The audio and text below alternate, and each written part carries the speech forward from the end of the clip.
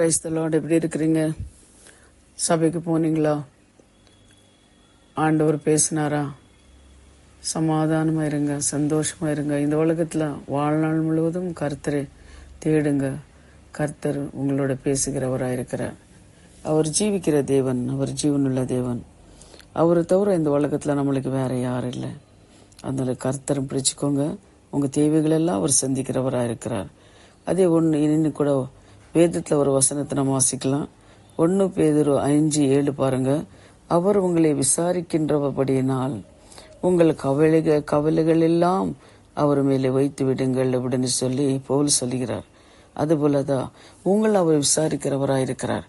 ஆனா உங்க கவலைகள் எல்லாம் என்ன பண்ணணும்? அவர் மேலே வைத்து விடணும். அப்படி வைக்கும்போது அவர் உங்களை விசாரிக்கிறவராயிருக்கிறார். அதே போல அன்பானவர்களே, இந்த உலகத்துல நம்ம எவ்வளவு எத்தனை நாள் வாழ்ந்தாலும் சரி, நம்ம விசாரிக்கிற ஒருத்தர் இருக்கிறாரு.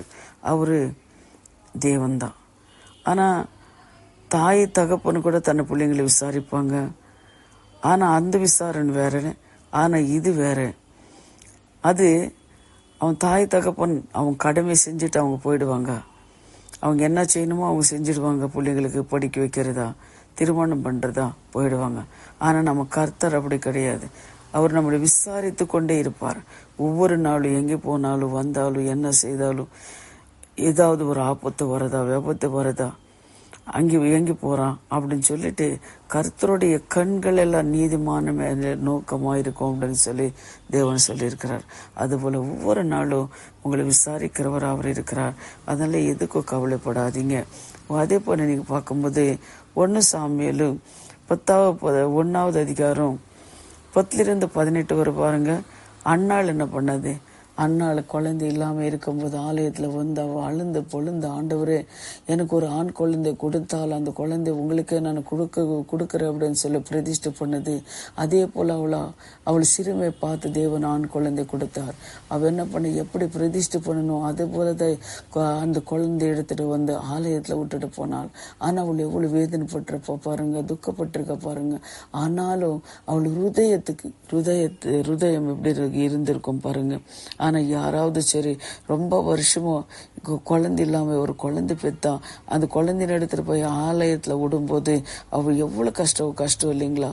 அந்த குழந்தை சாப்பிட்டுச்சா, தூங்கிச்சா, யாராவது அடிச்சாங்களா, எவ்வளவு ஒரு வேதனை இருக்கும். ஆனா அண்ணாள் என்ன பண்ணிச்சான்னா அந்த குழந்தைன்னு எடுத்துட்டு வந்து ஆலயத்துல விட்டுச்சு. அதுக்கப்புறம் என்ன பண்ணார்? ஆண்டவர் என்ன பண்ணார்? இன்னும் 5 குழந்தைகள் தேவன் அண்ணாளுக்கு கொடுத்தார் அப்படின்னு சொல்லி பார்த்தோம். அவளை சிறுமை அவர் பார்த்தார். அதனால அன்பானவர்களே, உங்க சிறுமை அவர் பார்க்கிறவரா இருக்கிறார். என்னென்ன காரியத்துக்காக நீங்க ஜெபிக்கிறீங்க, உங்க தேவை என்ன அப்படின்னு சொல்லி அவங்களுக்கு தெரியும்.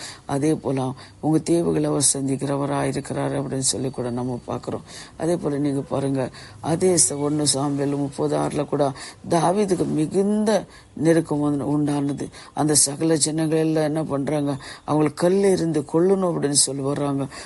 அந்த சிறுமையில கர்த்தர் அந்த நெருக்கத்துல என்ன பண்ணாரு? கர்த்தர் தாவீதுன்னு பாதுகாத்தார் அப்படின்னு சொல்லி நம்ம பார்க்கிறோம். அது போலதான் அப்ப சிறுமையா இருக்கிற ஜனங்களுக்கு தேவன் விடுதலை கொடுக்கிறார். நீங்க எப்படி இருக்கிறீங்க?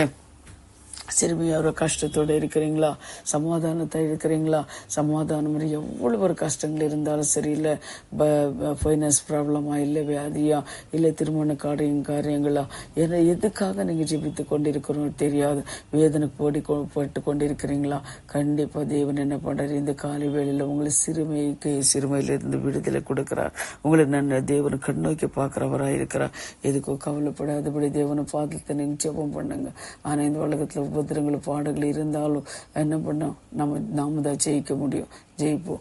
அதனால கண்கள் மூடி நம்ம ஜெபம் பண்ணலாம். ஆண்டவரே, எங்களை அதிகமாக நேசிக்கிற பரலோக பிதாவே, சர்வ வல்லமுள்ள தேவாதி தேவனே, ஆவியானவரே, நீ சொன்ன கர்த்தாவே ஸ்தோத்திரம். ஆண்டவரே, வார்த்தைக்காக நன்றி அப்பா. அப்பா, அவர் உங்களை எங்களை விசாரிக்கிறபடியினால் கர்த்தாவே, எங்களை கவலைகள் எல்லாம் ஆண்டவரே கர்த்தாவே உன் மேலே வைத்து விடு அப்படின்னு சொல்லி தேவனே ஸ்தோத்திரம். இந்த காலை வேளையில இந்த வார்த்தையை ஒவ்வொருத்தரும் கேட்கிற இருக்கிற ஒவ்வொரு புள்ளிங்களும் மேல தேவாவனு கரம் இறங்கட்டும் சுவாமி. அவங்க என்னென்ன கர்த்தாவே கவலைகளை இருக்கிறதோ அந்த கவலைகளை எல்லாம் அவங்க பாதபடியில் அறிக்கை செய்து ஜெபிக்கிற ஒவ்வொரு புள்ளிங்களோட கர்த்தாவே ஆவியானவரே ஸ்தோத்திரம். அப்பா, தடைகள்லாம் நீக்கி அவங்க குடும்ப தேவைகள் எல்லாம் நீ சந்தித்து சமாதான சந்தோஷத்தை தேவனில் கொடுக்கிற தேவனுக்காக நான் நன்றி சுவாமி. ஏசையா நன்றி. இயேசுவின் நாமத்தில் ஜெபிக்கிறோம் பிதாவே, ஆமேன்.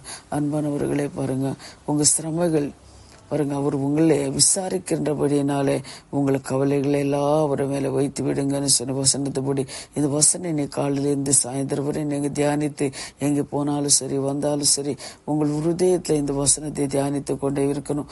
நீங்கள் எங்கே போனாலும் சரி தூதர்கள் உங்களோட வருவார், உங்களை விசாரிக்கிறவராயிருக்கிறார். ஏதோ ஒரு எங்கேயாவது போய் நீங்கள் இருந்தாலும் என்ன காரியம் செய்தாலும் என்ன வேலை செய்தாலும் சரி எந்த ஒரு ஆபத்து விபத்து வராதபடி தேவன் உங்களை விசாரிக்கிறவராயிருக்கிறார். சத்துரு கையில ஒப்பு கொடுக்கறதில்லை. அதனால ஜெபம் பண்ணிட்டு போங்க. எங்கே போனாலும் சரி ஜெபம் பண்ணிட்டு போங்க. கர்த்தர் உங்களுக்கு கூட வரும்போது எந்த ஒரு கஷ்டங்களும் இல்லாமல் தேவன் உங்களை பாதுகாக்கிறார். ஆமேன். ஸ்தோத்திரம் ஆண்டவரே. God bless you. கர்த்தர் உங்களை ஆசீர்வதிப்பார். நன்றி.